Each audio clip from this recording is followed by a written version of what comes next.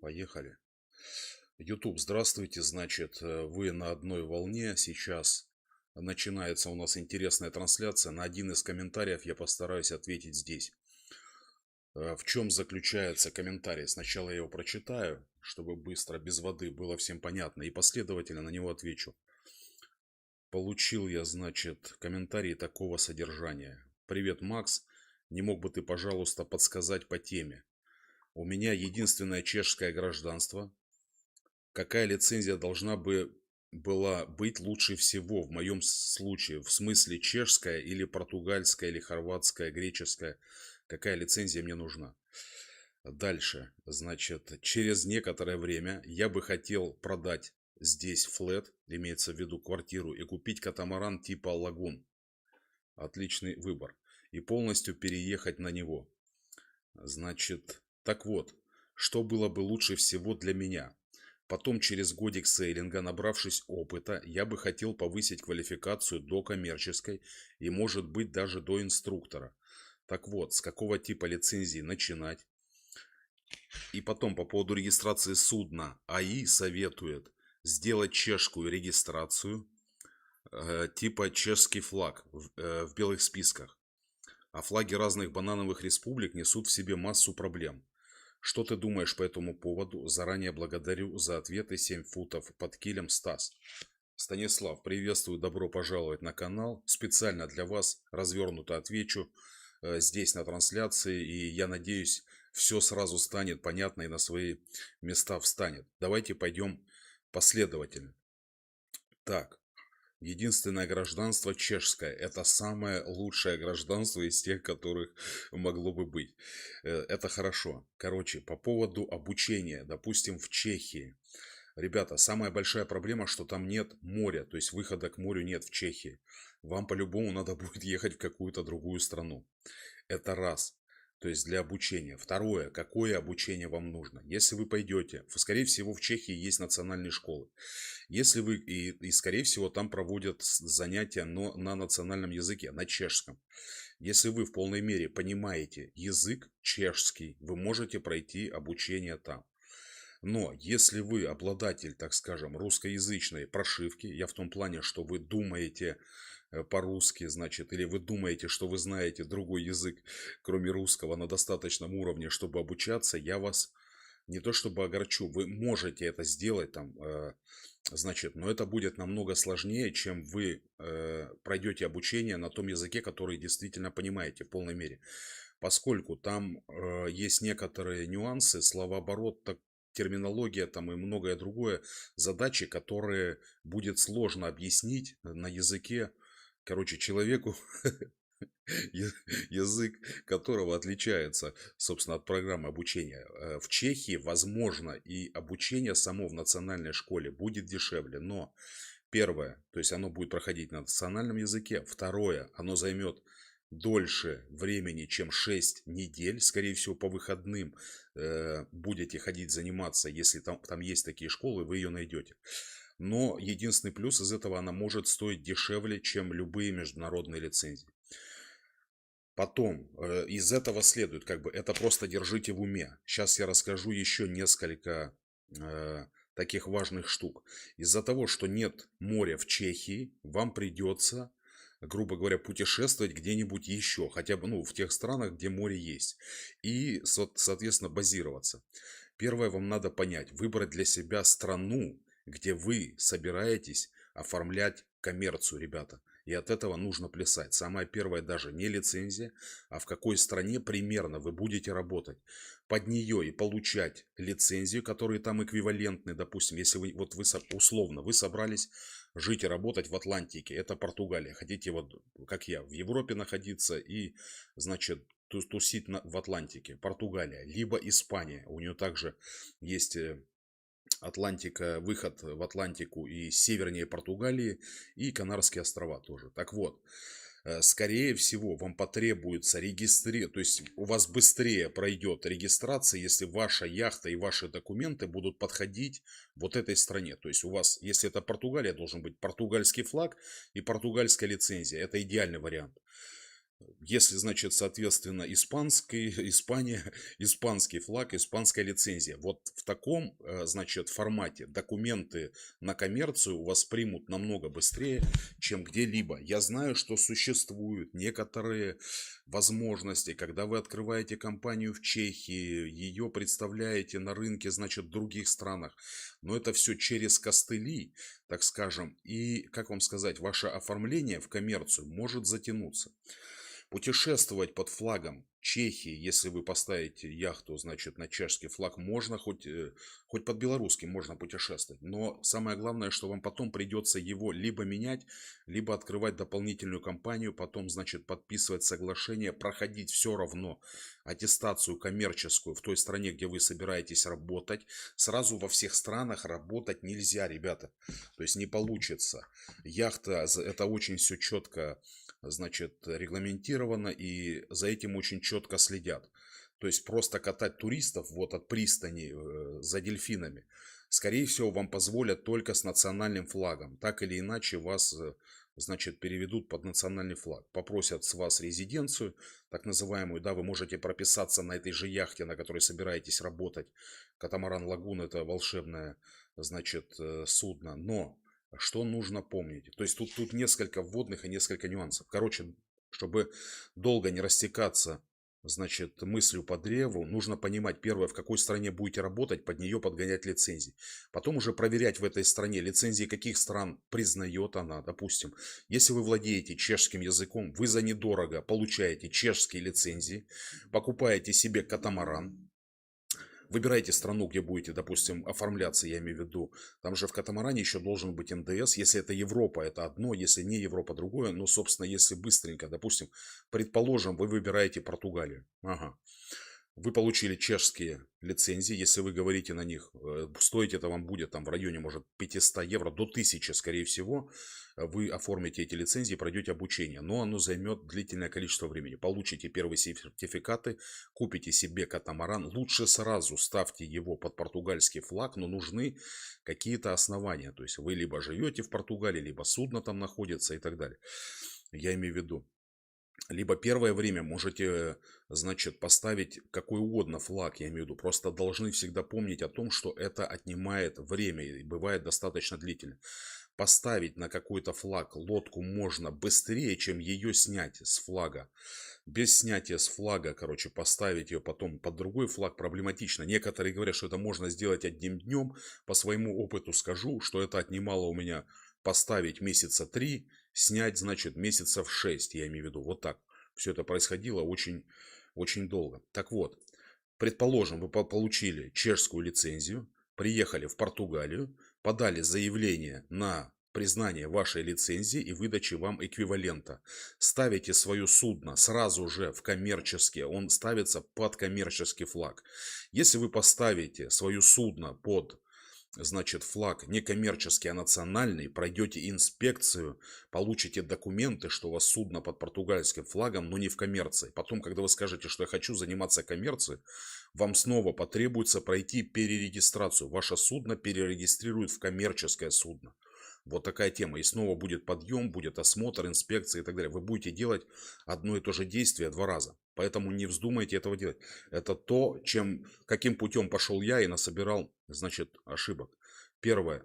Ваша лицензия капитанская. Второе. Судно сразу лучше под коммерческий флаг, но в Португалии можно сделать как?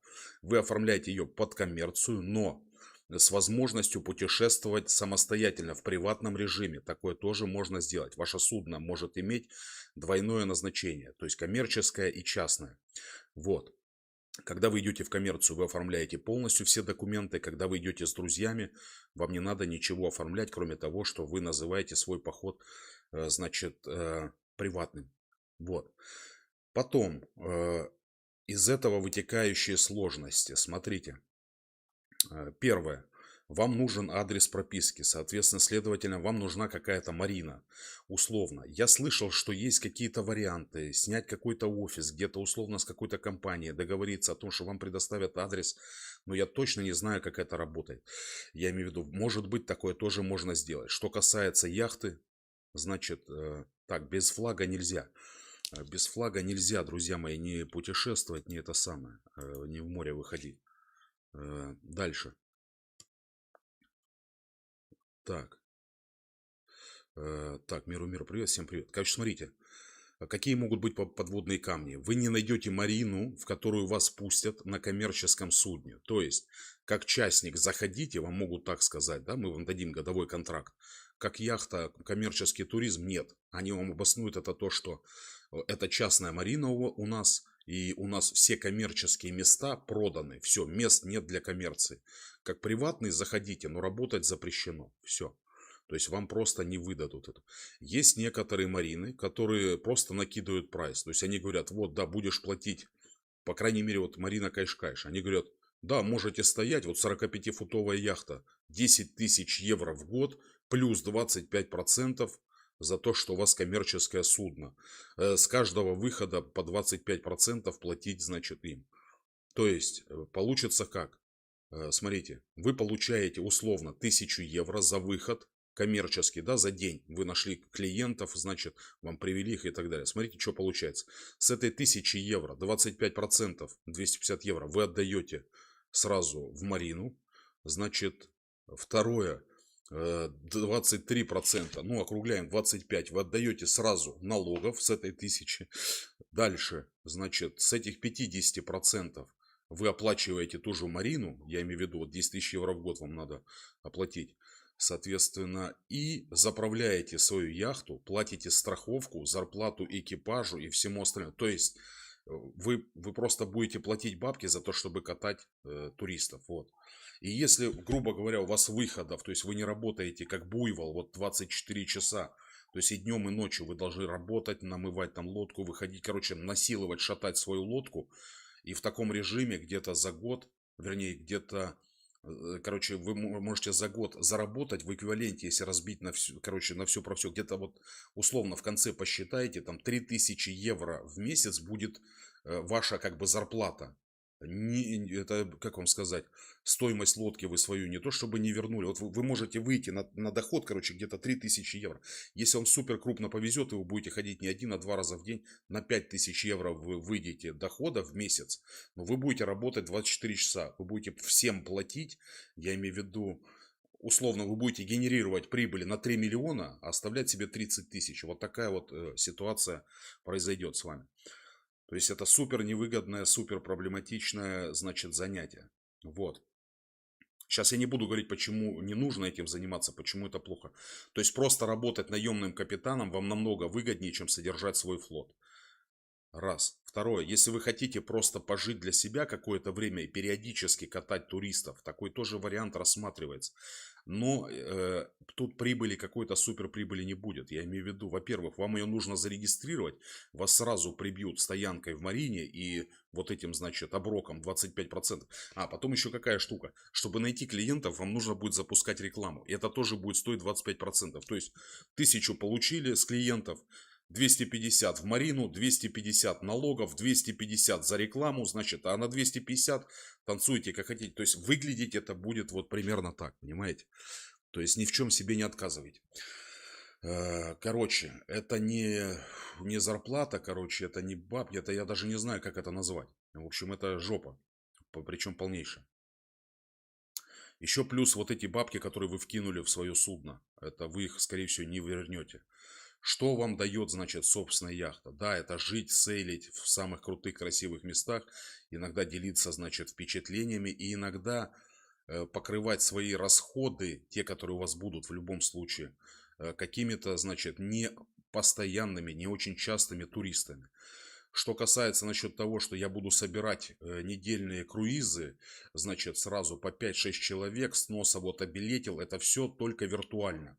По факту вы будете, значит, катать одного туриста, который вам вынесет за неделю мозг, я имею в виду ущерба будете себе наносить 1000 на 5 евро на катамаране, значит, а вам будет турист приносить 1200, будет трахать вам мозги.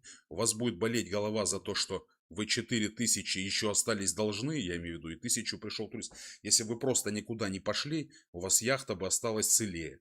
Вы бы сидели, стримили, допустим, на ютубчик, снимали или что-то, просто ходили бы на рыбалку для себя. Понимаете? И тогда бы вы никому ничего не должны были.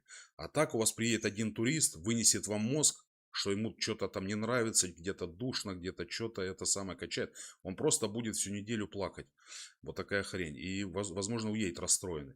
Вы, недополучив, не то чтобы прибыли, даже не закрыв свои убытки, скажете, ну его нахер. То есть, поскольку вы за этого туриста, вы с его бабок уже начали оплачивать, значит, агентов рекламных, Марину оплатили, я имею в виду, процент ей, налоги заплатили и все остальное. То есть, и как бы вас за ваши же бабки будут, грубо говоря, насиловать. Вот. Это если очень коротко, друзья, про коммерцию. Потом, смотрите, по поводу лицензий. То есть, вы получаете лицензии, те, которые подходят той стране, где вы планируете вообще этим заниматься в целом. Что касается стать инструктором, смотрите, если вы собираетесь стать национальным, вот вы получаете национальную чешскую лицензию, условно, национальной школе.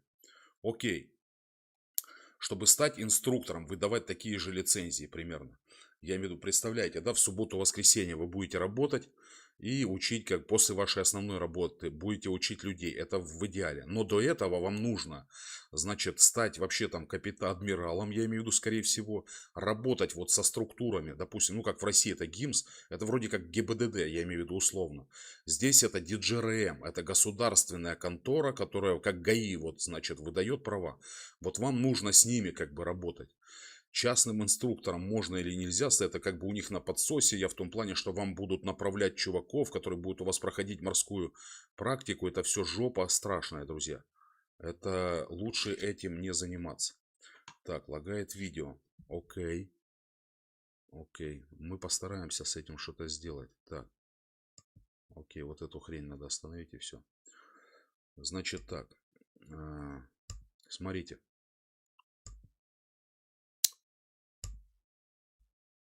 Соответственно,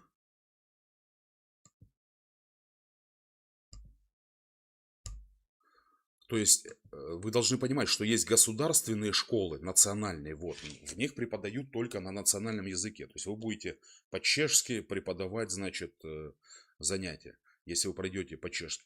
Если вы переедете в Португалию, если вы не владеете португальским языком, забудьте вообще про национальные школы.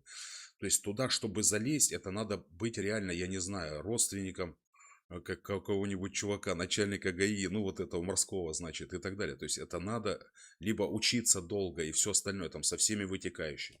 Там свои инструктора, свои инспектора, своя комиссия, там национальная, значит, парусная, получается, у них министерство есть парусного спорта и все такое. То есть вам нужно становиться под эту тему.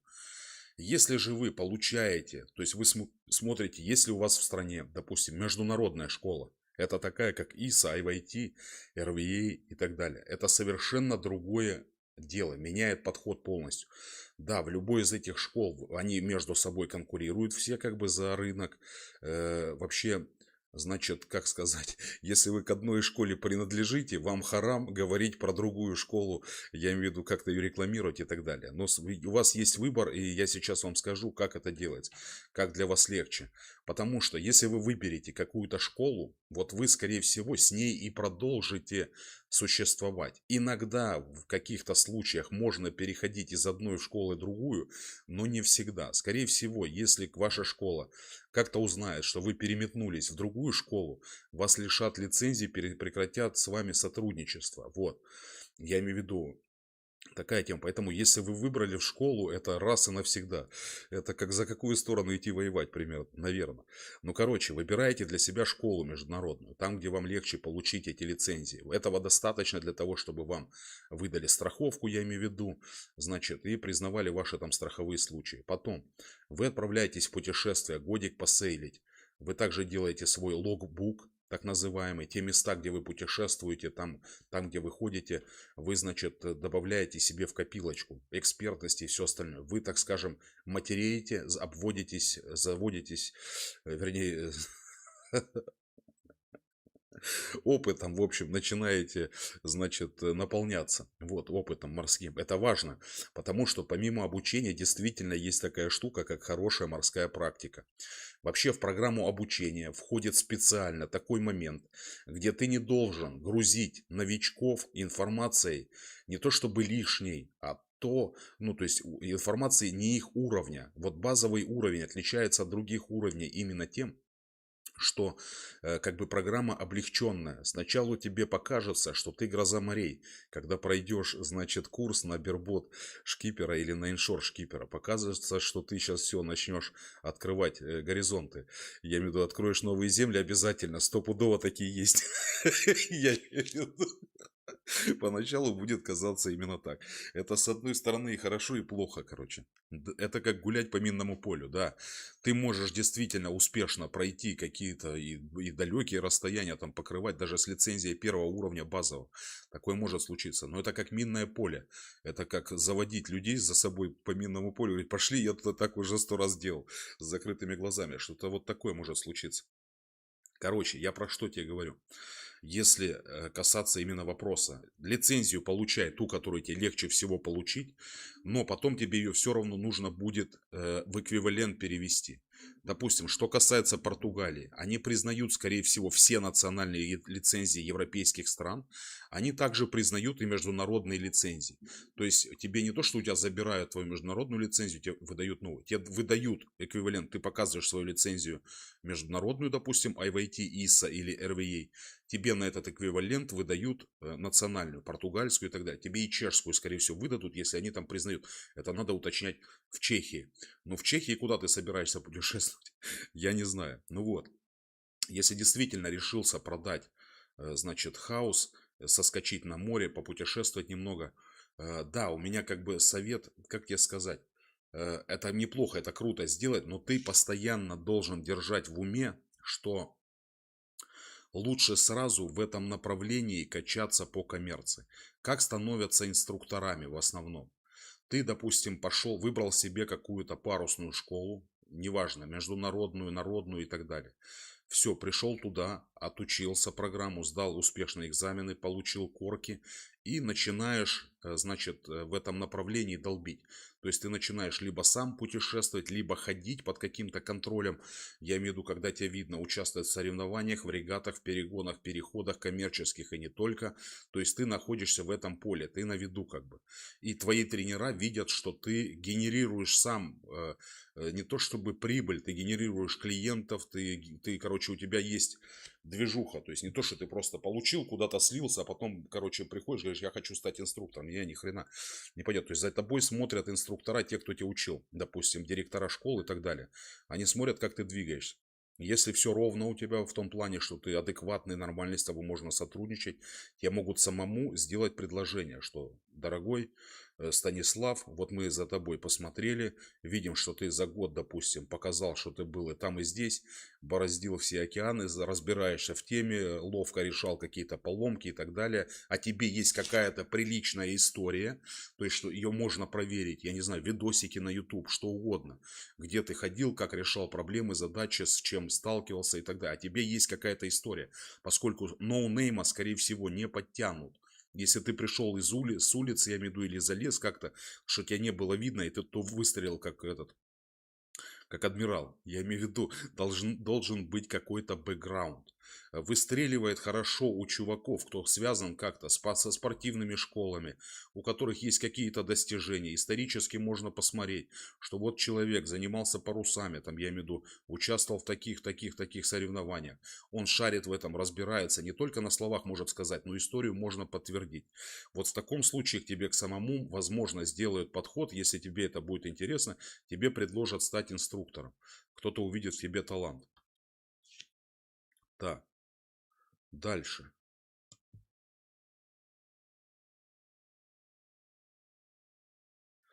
Значит, я проплыл 500 метров на лодке, покормил рыбок и очень просился обратно на берег. Вопрос, какую лицензию мне надо дать? Рыбак, наверное. Рыбак уверенный. Так, дальше. Друзья, смотрите. По поводу по поводу того, как становятся инструкторами. Вот.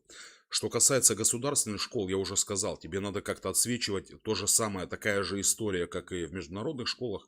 Тебе надо отсвечивать как-то на их горизонте. Я не знаю, представлять какую-то школу на соревнованиях. Вот есть парусная школа, допустим, государственная чешская. И они там по выходным устраивают какую-то тему. Приходишь туда, начинаешь заниматься. И, скорее всего, через несколько лет, если тебе повезет, возможно, тебе предложат стать инструктором или еще как-то. Но все зависит от того, как ты там будешь взаимодействовать. С международными парусными школами такая же тема. То есть существуют курсы инструкторов, я имею в виду в некоторых школах. Ты проходишь эти курсы инструкторов, и потом тебя приглашают в какую-то из школ, значит, практиковаться, то есть проходить практику. Поскольку под контролем, допустим, директора, и что тебе не позволят открыть свою собственную школу со старту, когда ты просто прошел инструкторские курсы. По поводу тебя должны быть рекомендации, я имею в виду, что у тебя есть бэкграунд, есть история, что ты потянешь в целом программу, дров не наломаешь и выпустишь нормальных чуваков. То есть вот, потому что все эти твои выпускники, они прикрепляются потом к тебе. И если ты, значит, завел чувака, которому не надо давать лицензии, я имею в виду условно, и он накосячит как-то, то это, скорее всего, на тебе как-нибудь окликнется. То есть тебя могут лишить лицензии так же, как инструктора, потому что ты, значит, не должен был в определенных ситуациях выдавать лицензию. Все. Вот. Такая штука. Я надеюсь, понятно, да? Так, секунду.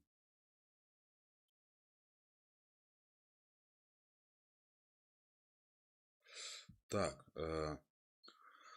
так что, значит, с твоим планом покупать лодку, да, конечно, да. Сразу думать про коммерцию, да, конечно, это так. И сразу думать про то, как стать инструктором. Но тут с твоей стороны потребуется также, я имею в виду, усилия. То есть просто так не получится. Вот я яхту купил, давайте я буду теперь учить всех, как ходить, если сам еще не умею. Скорее всего, не получится. Надо хоть какое-то время походить. Надо не то чтобы собрать бэкграунд так называемый, как логбук, я имею в виду. Э, Макс, теряем слушателей. Окей. Это не важно, друзья мои. Я сейчас просто для меня снять, вернее, запустить стрим намного быстрее, чем запилить ролик. Стрим сейчас мутится на двух платформах, на Ютубе и на Твиче, поэтому такая ситуация. Короче, все, если быстро, то яхту покупай, выходи в плавание, оформляй желательно сразу на ту страну, где ты будешь путешествовать. Еще запомни важный момент,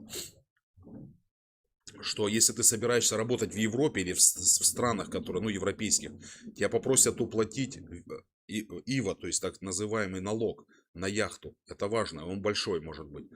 Дальше. Если ты собираешься работать в Турции, там тебя тоже попросят уплатить национальный налог, и кроме Турции ты нигде не сможешь работать. Вот. Соответственно, либо ты работаешь в Европе, либо ты работаешь в какой-то банановой республике и платишь за это такой же налог, я имею в виду, как и в Европе. Так вот, выбирая для себя регион, значит, думай, вот я сейчас буду работать в Тунисе. Значит, а в Тунисе никто, кроме тунисцев, не работает. И в Египте никто, кроме египтян, не работает. И в Турции никто, кроме турков, не работает. Там работают чуваки, но тоже через костыли. И это им дорогого стоит. Там все намного еще сложнее, чем здесь в Европе. В Таиланде также у тебя должно быть 2 тайца, 3 китайца, я имею в виду, когда ты там что-то открываешь. Поэтому тебе надо сразу понимать, куда ты будешь двигаться. А об этом разговариваем здесь только на этом канале. Вот. Что касается коммерческих капитанов, смотри, может быть тебе дешевле было бы просто получить лицензию сначала и поработать на других судах, либо поработать с какими-то капитанами, те, которые нанимают сотрудников, кому нужны, допустим, покатать туристов, значит, покататься в наеме, поработать в привате, я имею в виду наемным капитаном, понализывать яхту, сделать какие-то выходы, значит, переходы сначала небольшие и так далее. Понять, что, как обслуживается яхта, какие трудности бывают, как швартуются, набить, так скажем, руку.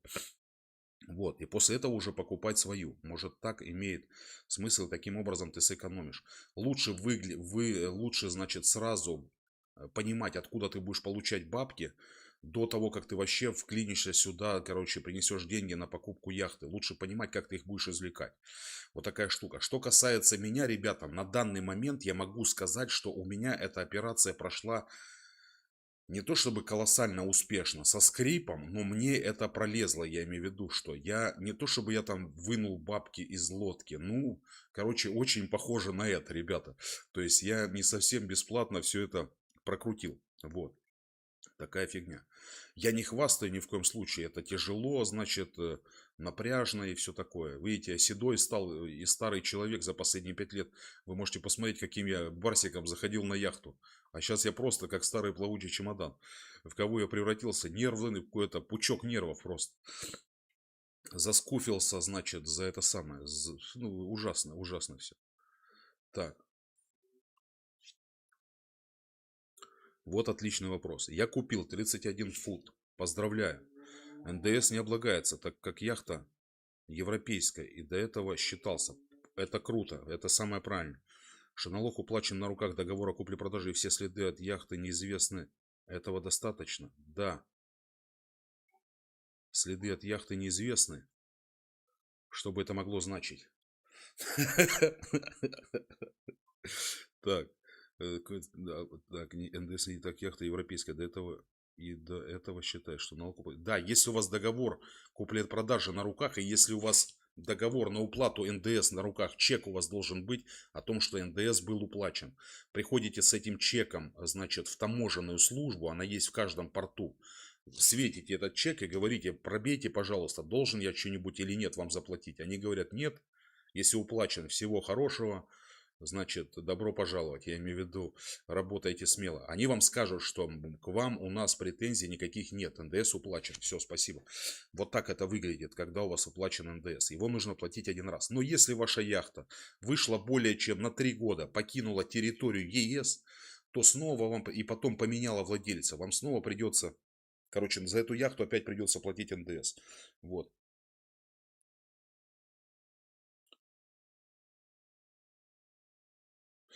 Макс, а ты загоняешь людей, которых не тянуло в яхтинг, но попробовав, они остались в яхтинге. Миру мир, привет. Я не могу сказать, что я супер много людей загнал в яхтинг, или как-то загнать кого-то не получится. Нельзя научить того, кто не хочет учиться однозначно. Вот мне каждый день пишут земляные червяки, ты чё, бобер, какой яхтинг, пошел ты в жопу, я себе хату куплю в Карелии или какую-то тему. Я, конечно, удаляю сразу вместе с комментарием, но он рассказывает, мне начинает рассказывать, как выгодно купить квартиру. Я их пачками баню, ну, целыми днями. Квартира там растет, что-то не растет, особенно в России. Сейчас самое время покупать, короче, это. Их ничего не останавливает. Значит, ни кремлевские палачи, людоеды, никто, я имею в виду, их они ничего не боятся, блядь. Что я им тут расскажу? Это работает только на тех, кто ищет спокойствие в жизни. А у них спокойствие прямо, ну, в аду они могут жить и ни о чем не беспокоиться.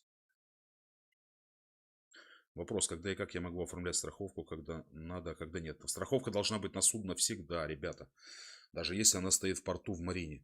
Потом вы оформляете по тем регионам, по которым будете ходить. Чем больше регионов вы отметите, тем дороже вам будет стоить страховка. Желательно, чтобы вы оформляли свою страховку, то есть по своему маршруту. Вот я, допустим, собираюсь перейти так-то, так-то. В эти страны я пойду, а в эти не пойду. Если вы ну, напишите, что вы пойдете там в Северную Корею или в Россию, вам, скорее всего, откажут в страховании. Вот, я имею в виду, вам нужно выбрать регион, который страховщик вам застрахует. Опять же, ту страховку выбрать, которая вам как бы нужна. Если вы собираетесь как-то путешествовать, то где-то на земле у вас должен быть офис, я имею в виду, там, где сидит ваш страховой агент, и там, где приписана яхта, там, где есть юрист. Вы все равно так или иначе как-то связаны будете с землей, чтобы либо вас в случае ЧП поддержали, либо еще как-то. То есть, либо в случае каких-то конфликтов кто-то разруливал вашу ситуацию. Вот. Такая ситуация. Поэтому оформлять страховку нужно сразу, хотя бы от третьих лиц. Я имею в виду, когда вы стоите в марине. Эта страховка не будет очень дорогой. Стоить она вам будет там примерно около 100, может быть 150 евро в год на вашу вот небольшую яхту. Это не так много. Что касается full страховки, там, ну, может быть около 1000 будет стоить, там, где вам возместят. Хотя, знаете, сколько будет стоить, если у вас там, ну, яхта 300, какой, блядь, короче, я не знаю, 300 евро вам будет стоить каска, наверное, какая-нибудь. Я точно не знаю, узнавайте у страховых. Макс, почему решетки на окне, если тебя не удерживает силой, подмигни. Ага, круто. Так, всем привет, ребята. Это никакие не решетки, друзья, это просто дверь на балкон, она выглядит так. Это дверь на балкон, и там позади меня просто потрясающие виды. Возможно, я когда-нибудь вам покажу. То есть и окно вот это светит, значит, на меня, вот. Поэтому я не знаю, сколько людей удалось мне, значит, привлечь к яхтингу, но каких-то удалось. Уже наша группа капитанов с каждым днем все более растет, так скажем. Некоторые студенты добавляются в наш отдельный телеграм-чат, там, где мы шарим, значит, работу, путешествия и так далее. Вот сейчас уже, значит, у нас появилась возможность. У меня, кстати, есть, короче, такой неплохой анонс. Если у вас есть лицензия, значит, капитана, неважно, в принципе, какой страны, главное, чтобы были скиллы. Не так важна лицензия, как скиллы. Есть возможность поучаствовать в перегоне крутом. Он пройдет с 30, значит, августа. Начинается поход на Турцию. Большой европейский поход. Из Танжера выходит 45-футовая яхта Бенито Океанис с владельцем на борту. Это не перегон, это переход. Я имею в виду, это экспедиция, возможно. То есть по пути вы пройдете через Европу, там Грецию, Испанию, Италию. Значит, и конечное назначение, значит, это Турция. На перегон, переход, значит, заложили времени там месяц, полтора-два. Можно присоединиться на любом этапе и сойти на любом этапе.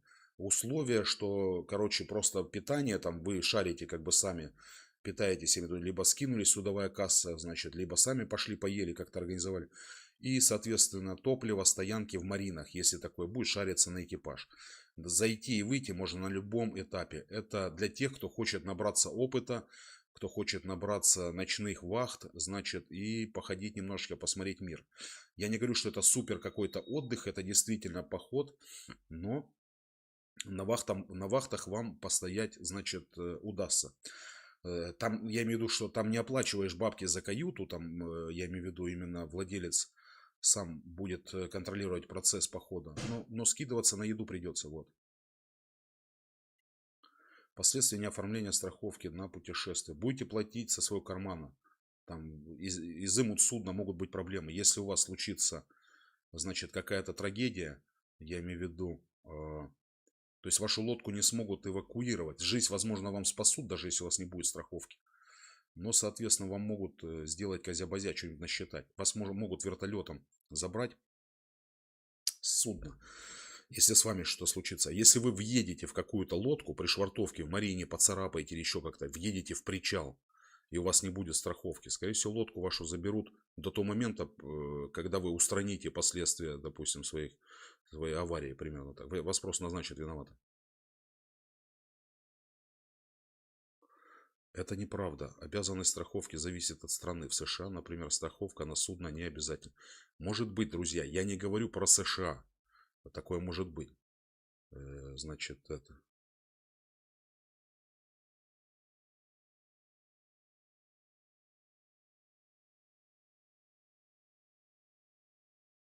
Если Макс за 6 лет не сломался в яхтинге, скорее всего, очень сильный человек, чем это прям таки прибыльное дело.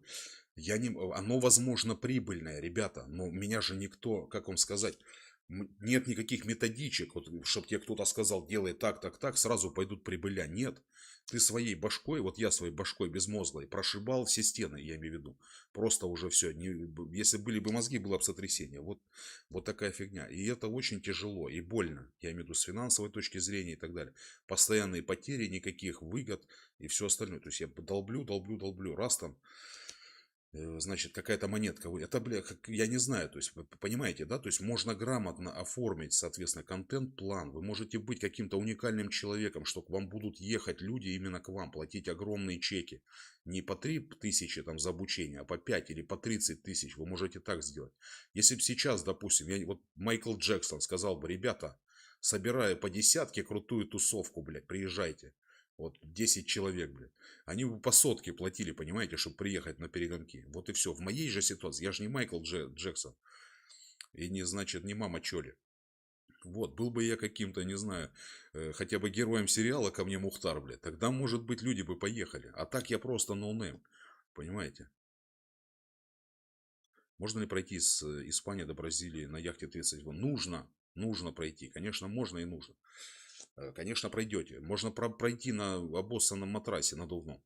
Вот, только как бы зависит от того, как вы подготовите свой матрас, что вы будете делать, когда закончится продовольствие. Я в том плане, что на лодке 31 фут можно пройти, это прекрасный размер, в одиночку тем более, вдвоем запросто. Туда можно нагрузить еды, воды и все остальное. Главное, чтобы выдержал корпус такелаж и в нужное время не отказал мотор. И навигация, соответственно. Чтобы вы вместо Бразилии на Южный полюс не пришли. Вот. Ну, конечно, опыт бы тоже не помешал. Можно и на тузике, было бы желание, конечно. Конюх Федоров ходил и на тузике, на веслах. Вот. Так, господа, ну что, на этом будем заканчивать наш стрим. Я надеюсь, ответ на вопрос вы получили, да, в полной мере. Что получаете любую лицензию, выходите, значит, выходите в море, обязательно начинайте путешествовать, сразу начинайте думать про коммерческий яхтинг, как можно монетизировать свою новую специальность. Я имею в виду, как можно работать, как можно участвовать в перегонах, как заработать себе имя и все остальное в этом направлении. Не стесняйтесь, снимайте видосики, снимайте, ведите свои каналы. Друзья, если кто-то не согласен с моей точкой зрения, не надо здесь распинаться в комментариях, что я там лохматое чудовище, несу какую-то пургу примерно. Ребята, возьмите, запишите свой ролик по теме, с которой вы не согласны, раскройте ее более глубоко. Это будет больше пользы. Я посмотрю этот ролик, поставлю лайк в тулю. Может быть, сниму еще один ролик, что я дал лох безумный, сразу не разглядел, что так нужно было лучше сделать. Не надо на меня давить или кошмарить, впинать меня или плевать в меня бесполезно, ребята. Я их иногда даже не дочитываю до конца. Понимаете, вот чудак мне написал про квартиру, я бы купил себе там какую-то квартиру. Дорогой, просто берешь камеру, ставишь, пишешь: здравствуйте, ребята, сейчас я вам расскажу, почему я лучше бы купил квартиру. Все, респект и уважение, всем сразу в мире стало понятно, тебя сразу все признали. А когда ты просто, блядь, своими сосисками там что-то накидал, я даже не читаю эту херню, понимаешь? Она немножко раздражает просто. Все, неужели непонятно? Просто возьми, запиши ролик, если ты видишь, как что-то неправильно здесь, значит, объясняется, пишешь свой, объясняешь правильно. Я не знаю, просто благодарности не будет границ, понимаешь? Не трать свое время, значит, на всякую шляпу. Ты отвлекаешь просто меня от моих дел. Все. Ребята, всем, кто нас не отвлекает, кто нам помогает, добра, счастья и позитива. Жду вас всех в море. И, соответственно, подписывайтесь на канал. Удачи! Если будут вопросы, пишите, я на них постараюсь ответить. Я только за добрые комментарии. Станислав, тебе отдельное спасибо за конкретный комментарий. Если что-то